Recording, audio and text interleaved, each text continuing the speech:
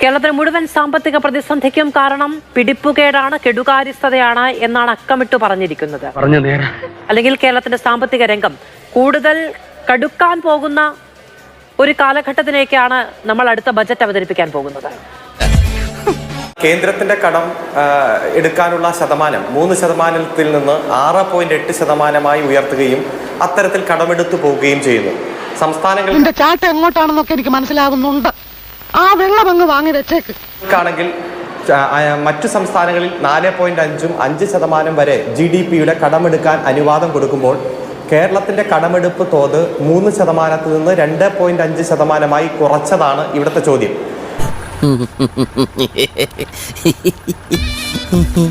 ബഡ്ജറ്റിന് പുറത്തു നിന്ന് കേരളത്തിനകത്തു നിന്ന് തന്നെ പണം കണ്ടെത്തി പശ്ചാത്തല വികസന രംഗത്ത് നടത്തുന്ന പ്രവർത്തനങ്ങളുമായി ബന്ധപ്പെട്ടുകൊണ്ട് സുതാര്യമായിട്ടുള്ള ഇടപാട്, കൃത്യമായിട്ടുള്ള അക്കൗണ്ടബിൾ ആയിട്ടുള്ള സംവിധാനം, അതായത് 3% ആണ് കേരളത്തിന് അനുവാദം നൽകിയിരിക്കുന്നത്. 5% വരെ എടുക്കാൻ മറ്റു സംസ്ഥാനങ്ങളെ അനുവദിച്ചിട്ടുണ്ട് എന്ന്. അത് ഏതു സംസ്ഥാനങ്ങളാണ് എന്ന് അങ്ങേക്ക് വ്യക്തമാക്കാമോ?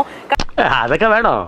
ഞാൻ മനസ്സിലാക്കുന്നത് ഗുജറാത്തും ഉത്തർപ്രദേശും അടക്കമുള്ള സംസ്ഥാനങ്ങൾ ഈ ബോറോവൽ ലിമിറ്റായ 3% മുകളിൽ 3 to 5% വരെ ബഡ്ജറ്റിന് പുറത്ത് കടമെടുക്കുന്നുണ്ട് എന്നതാണ് ഞാൻ മനസ്സിലാക്കുന്നത്. കേരളത്തെക്കാൾ കടമെടുപ്പ് കൂടുതലുള്ള സ്റ്റേറ്റുകളുണ്ടെന്ന് എനിക്കതിനോട് അദ്ദേഹം പറഞ്ഞ ക്ലാരിറ്റി കിട്ടുന്നില്ല. അവന് ബുദ്ധിയുണ്ട്, മനസ്സിലായോ? കേരളത്തിന്റെ നാഷണൽ ആവറേജ് തന്നെ എല്ലാ സ്റ്റേറ്റിന്റെയും കൂടി വരുമ്പോൾ 36% കേരളത്തിന്റെ അത് 38%. സൗത്ത് ഇന്ത്യൻ സ്റ്റേറ്റുകളിൽ ഏറ്റവും കൂടുതൽ കടം എടുക്കുന്നത് സംസ്ഥാന വരുമാനവുമായി തട്ടിച്ചു നോക്കുമ്പോൾ കടമെടുപ്പിന്റെ ശതമാനം കൂടുതലുള്ള കേരളത്തിലാണ്. കണ്ടോ, ഇയാളാ തിരിയാത്ത പേരടിക്ക് നോക്കി ഒരു ഒറ്റ അടിയടി കോയക്കാം. അതിപ്പോ എന്റെ കുറ്റം കൊണ്ടല്ല, മത്തം കുത്തിയാ കുമ്പളം മുളക്കില്ല. അത് കാലങ്ങളായിട്ട് കുമ്പളത്തിന്റെ ശീല. നിങ്ങൾ പറയുന്നു നമ്മളുടെ തമിഴ്നാട്ടിലൊക്കെ ആണെങ്കിൽ, ആന്ധ്രാപ്രദേശിൽ 28% കർണാടകയിൽ 19%. അവരൊന്നും കടമെടുക്കുന്നില്ല. അപ്പൊ അവർക്ക് തനത് വരുമാനം ഉണ്ടെന്ന് വെക്കാം. ഞാനൊരു സത്യം പറഞ്ഞ പുകഴത്തിലാണെന്ന് വിചാരിക്കരുത്. കേരളത്തില് മാധു ചോദിച്ച ഒരു ചോദ്യമുണ്ട്, നമ്മൾ എന്തിനു വേണ്ടിയായി കടമെടുക്കുന്നത്? നമ്മൾ കടമെടുക്കുന്നത് ശമ്പളം കൊടുക്കാനും പെൻഷൻ കൊടുക്കാനും അങ്ങനത്തെ കാര്യങ്ങൾക്കാണ്. എനിക്കൊരു പ്രശ്നമല്ല, അവിടെയാണ് പ്രശ്നം. പ്രൊഡക്റ്റീവ് പർപ്പസിന്, ക്യാപിറ്റൽ ഇൻവെസ്റ്റ്മെന്റിന് വേണ്ടിയിട്ട് നമ്മൾ എത്ര ശതമാനം ഉപയോഗിക്കുന്നുണ്ട്? തുലവും തുച്ഛമാണ്. അതേ സമയത്ത് തന്നെയാണ് നമ്മൾ 28,128 കോടിയിലധികം രൂപയുടെ നികുതി പിരിച്ചെടുക്കാനുണ്ടെന്നുള്ള CAG റിപ്പോർട്ട് പുറത്തു വരുന്നത്. ഇവനൊന്നും ആവശ്യത്തിന് ഉപകരിക്കില്ല. അപ്പോൾ മുൻകാലങ്ങളിൽ നിങ്ങൾ CAG റിപ്പോർട്ട് എന്ന് പറഞ്ഞാൽ അതിനെ വലിയ രീതിയിൽ ഘോഷിക്കുകയും അത് അംഗീകരിക്കപ്പെടേണ്ടതാണെന്ന് പറയുന്നു. നിങ്ങളുടെ സർക്കാർ ഇരിക്കുന്ന കാലത്ത് വരുന്ന CAG റിപ്പോർട്ട് വെറും കണക്കപ്പുള്ള റിപ്പോർട്ട് മാത്രമാണെന്ന് പറഞ്ഞ് തള്ളിക്കളയുന്നു. 28,258 കോടി രൂപ നികുതി ഇനത്തിൽ തന്നെ പിരിച്ചെടുക്കാനുണ്ട്. അത് ശരി, ഇത് വടി കൊടുത്ത് അടി വാങ്ങുന്ന പരിപാടിയാണല്ലോ ബാബു. ശത്രുക്കളോട് പോലും ഇത് ചെയ്യരുതാ ദ്രോഹി. അത് പിരിച്ചെടുത്താൽ തന്നെ കേരളം അനുഭവിക്കുന്ന ധനപ്രതിസന്ധിക്ക് ഇപ്പോൾ ഒരു പരിഹാരം കാണാൻ നമുക്ക് സാധിക്കുമായിരുന്നു. പിന്നല്ലാതെ ഓരോ കാര്യത്തിലും നിങ്ങൾക്ക് സൗകര്യപ്രദമായിട്ടുള്ള സ്റ്റാറ്റിസ്റ്റിക്സ് മാത്രം എടുത്ത് ഇതിനെ ന്യായീകരിക്കുന്നത് ശരിയല്ല. തോമസ് ഐസക് ധനകാര്യ മന്ത്രി ആയിരുന്ന കാലഘട്ടം മുതൽ നമ്മൾ കേൾക്കുന്ന ഒരു വാദഗതിയുണ്ട്, ഞങ്ങളെ കടമെടുക്കാൻ അനുവദിക്കണം, എവിടെ നിന്നൊക്കെ കടം വാങ്ങാമോ അതിനൊക്കെ ഉള്ള അനുമതി വേണം.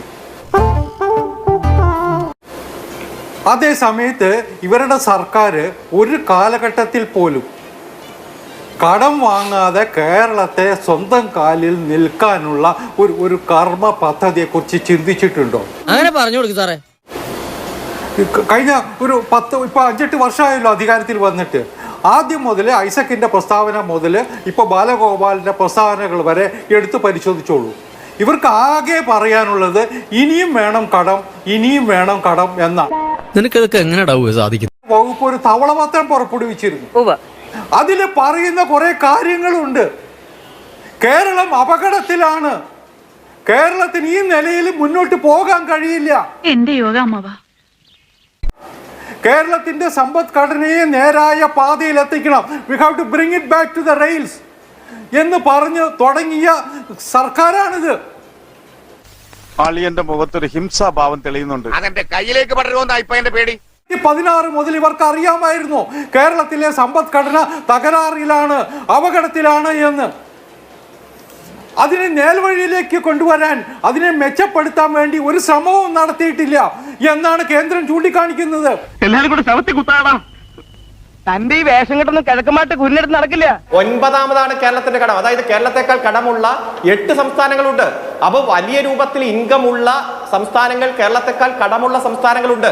അതുകൊണ്ട് കേരളത്തിന്റെ കടം അങ്ങ് ക്ലാസ് ആയി പോയി കുറച്ച്. ഇനി മേല ഇമാതിരി ഭദ്രാവതി കോമഡി അടിച്ചാണ്ടല്ലോ അരുൺ പറഞ്ഞതാണ് എന്റെ വാസ്തവം. വലിയ തോതിൽ വരുമാനമുള്ള സംസ്ഥാനങ്ങൾക്ക് കേരളത്തെക്കാൾ കൂടുതൽ കടമാകാം.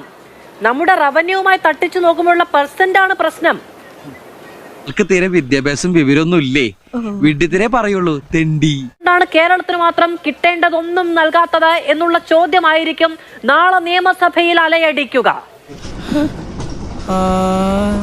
ഞാൻ ഇത്ര നേരം പൊട്ടന്റെ മുമ്പിൽ ശങ്കൂന്നിരുന്ന കേന്ദ്ര സർക്കാർ സുപ്രീം കോടതിയിൽ പറഞ്ഞിട്ടുള്ളത് കേന്ദ്രത്തിന്റെ കയ്യിൽ നിന്ന് കേരളത്തിന് കിട്ടേണ്ടതൊക്കെ കിട്ടിയിട്ടുണ്ട്. എത്രയോ ഇരട്ടി തുക ഞാൻ വേണമെങ്കിൽ കണക്കെന്റെ കയ്യിലുണ്ട്. 2014 മുതൽ 2023 വരെ കേന്ദ്ര സർക്കാർ നികുതി വിഹിതത്തിലും ഗ്രാന്റ് മുഖാന്തരവും കേരളത്തിന് കൊടുത്ത പണത്തിന്റെ കണക്ക് ഞാനത് വേണമെങ്കിൽ വായിക്കാം. പക്ഷേ കണക്കുകൾ കൊണ്ട് ഇനിയും ബുദ്ധിമുട്ടിക്കേണ്ട CPM സുഹൃത്തിനെ. ഇവര് നാട് മുഴുവൻ നടന്നു, അമേരിക്കയിലും ലണ്ടനിലും ഒക്കെ പോയിട്ടുണ്ടാവും. പക്ഷെ ആരാ കേരളത്തിൽ പണം മുടക്കാൻ വരുന്നേ? കുരിപ്പ പോലും മുളക്കില്ലെന്ന് അറിയാം, എങ്കിലും വെറുതെ വിശേഷം ചോദിച്ചെന്നേ ഉള്ളൂ. കേരളത്തിലുള്ളവർ പോലും പണം കൊടുക്കാൻ കേരളത്തിന് പുറത്തേക്ക് പോകുന്ന സ്ഥിതിയില്ലേ? നമ്മുടെ ബഹുമാനപ്പെട്ട മുഖ്യമന്ത്രിയുടെ മക്കൾക്ക് കമ്പനി തുടങ്ങാൻ ബാംഗ്ലൂരാണ് താല്പര്യം ഉണ്ടായത്. എന്തുകൊണ്ടായിരിക്കാം? ചിന്തിക്കാവുന്നതേ ഉള്ളൂ. ഞാൻ പറഞ്ഞത് ഇതാണ് കേരളത്തിന്റെ പൊതു അവസ്ഥ. നീ ഒന്നും ഒരു കാലത്തും നന്നാവത്തില്ലടാ. നിന്നെയൊക്കെ ഉപദേശിക്കാൻ വന്ന എന്നെ വേണം തല്ല. രാഷ്ട്രീയക്കാർ നാടിനെ സേവിക്കുമ്പോ നാടിന്റെ തലയിലെടുത്ത് തേയും. അത് കേരളത്തിന്റെ വിധി.